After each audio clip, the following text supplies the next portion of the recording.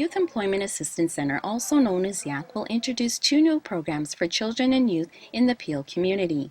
These programs are geared to youth at risk and special needs. We learned what are some issues facing youth at risk. It's finding jobs. I think it's finding positive mentors and role models for them. So I think those are big challenges. We've got police officers in all our high schools, and I know they provide, people always think, oh, they're there for an enforcement role. They're really not.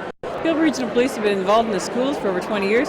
We actually role mentors, we're coaches on the volleyball and the basketball team. So I think, tonight's event is going to start the conversation, or continue the conversation, I should say, that we need to have all the time. With encouraging initiatives from law enforcement like Peel Regional Police within the Peel schools, there are some early warnings that youth are at risk due to staggering high school dropout statistics, according to the Youth Employment Assistance Center. In 2014, according to the Ontario Ministry of Education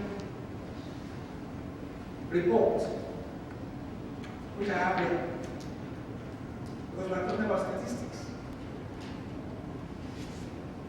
In Toronto, the natural in Toronto District School Board.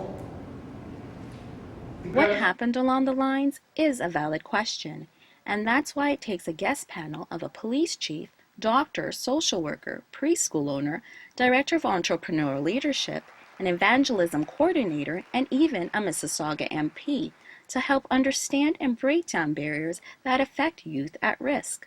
Consultant Gurjeet Hare explains how youth at risk and special needs can be helped with using the right tools. Drugs is one of the major risks, and there is lack of understanding between there's a big communication gap between the parents and the children, which needs to be bridged if we want to prevent our youth from getting into any kind of risk behavior. There's a lot of stigma in our society regarding the mental health issues as well as with special needs children.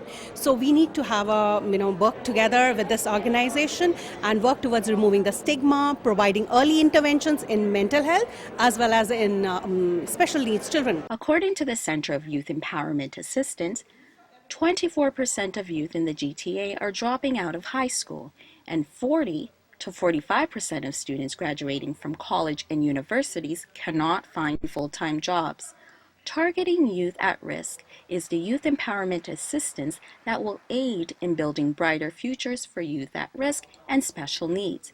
Investing in our youth means services that are offered have to be committed, they have to be reliable, and they have to be consistent. Youth are looking at those things. And the second thing that we'll be talking about is in terms of building relationships with the youth.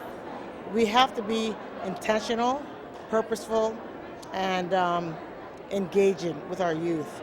And they have to respect us, obviously, to give us their undivided attention and want to be the best they can be. If you want to know how you can help youth plan to be influential members of society, visit www.facebook.com/Youth Empowerment Center.